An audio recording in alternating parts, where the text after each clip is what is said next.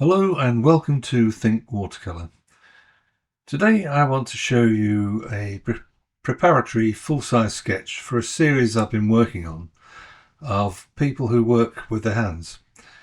I often paint a practice piece like this to help me determine values and colour choices for the finished piece, as well as being able to see if the composition is going to work. For this painting of a potter, I wanted the background to be muted and looking almost out of focus, and also to have very little detail, so as not to distract attention from the main subject. This is a quarter sheet of Saunders Waterford 300 gram rough paper, and I've sketched the image with a fair amount of detail. I also use masking fluid in a few areas where I want to retain the white of the paper for the lightest highlights. And I'm not a great lover of masking fluid, but sometimes I find it useful when I want to paint large washes freely. I'm starting by wetting the background with clean water,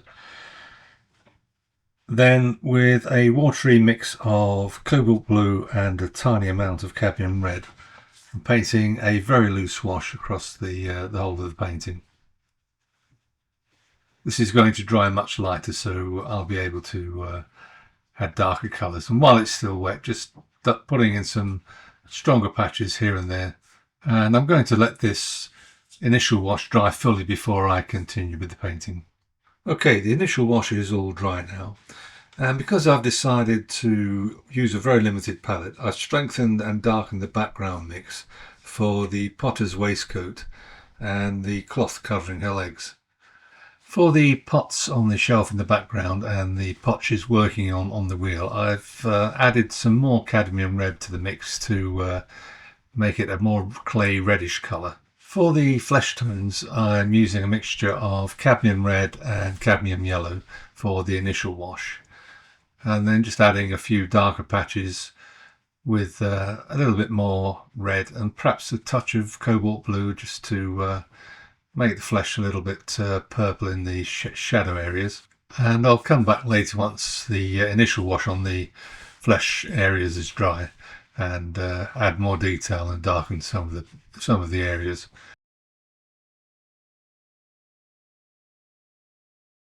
This is yellow ochre for the initial wash on the hair, and I'm dropping in a few patches of cadmium red to darken a few areas. And I'm just adding a few streaks of Van Dyke brown into the initial wash, just to add a little bit of variety and value to the colour in the hair. This is going to be much darker once I start adding the darkest darks. I'm going to let the hair dry, and while that's drying, I'm going to start working on the darkest darks on the potter's t-shirt. This is Prussian blue added to the original mix just to darken it. Again, trying to keep the colours in a harmonious mix. As you can probably tell, I've sped this video up quite a bit to save time and stop you getting bored. It took a few hours to produce this painting because I allowed all the washes to dry fully, and that can take a little bit of time. I didn't want to use a hairdryer. I try and avoid that wherever possible. I use it when I'm doing demonstrations, but for this I wanted to let it dry naturally. For the cloth covering her legs, I've just added a touch of neutral tint to darken the value. It's a much darker piece of material, this, and I just wanted it to bring it into the foreground a little bit. Just adding a few more streaks in the hair. And for the potter's waistcoat, just added even more neutral tint because I want it to be almost black, but not quite.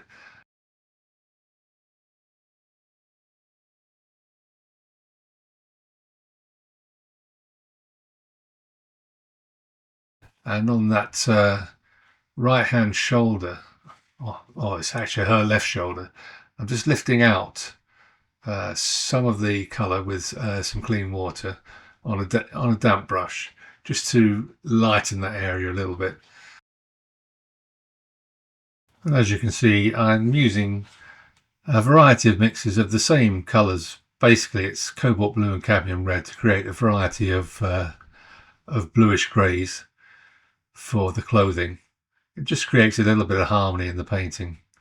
When I do the finished piece, I'll probably use the same colour mix. And for the flesh tones, I'm just adding a little bit more purple into the mix for the shadow areas on the face. A little bit more yellow ochre as well. Just bringing all the shades of the face together, and then I'll add some detail shortly. My aim with this is to try to depict the light coming fairly strongly from the left side and hitting her right shoulder and highlighting that, and the right side of her face and perhaps the hair later. But the other side of her face, the left side of her face, will still be much lighter because it's getting reflected light from the rest of the room. For the flesh tones and shadows on the potter's arms and hands, I'm using a variety of purples and reds and yellows. And for the details on her face, her eyebrows and eyelashes, etc., I'm just using some Van Dyke brown, keeping it fairly simple for this practice piece. And for the lips and the shadows on the face, I've just added a little bit of alizarin crimson to the mix just to warm it up a little bit. As I said before, just keeping it fairly simple for this practice sketch.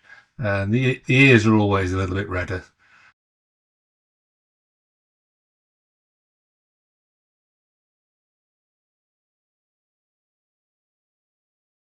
For the hair, I'm now adding the darkest darks with Van Dyke brown, getting darker and darker, but leaving some lighter streaks showing through and leaving that highlight to the left to stand out a little bit. Finally, to finish the sketch off, I'm just adding some details on the potter's wheel just to give it some definition, just to finish the painting off, and I think it's pretty much done. Okay, the painting's now fully dry and it's time to do a little bit of self-criticism.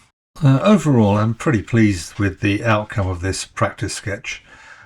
For the final painting though, I'll take a little bit more care with the flesh tones and pay more attention to the folds on the clothing. And I'll also add a little more shadow under the background shelf.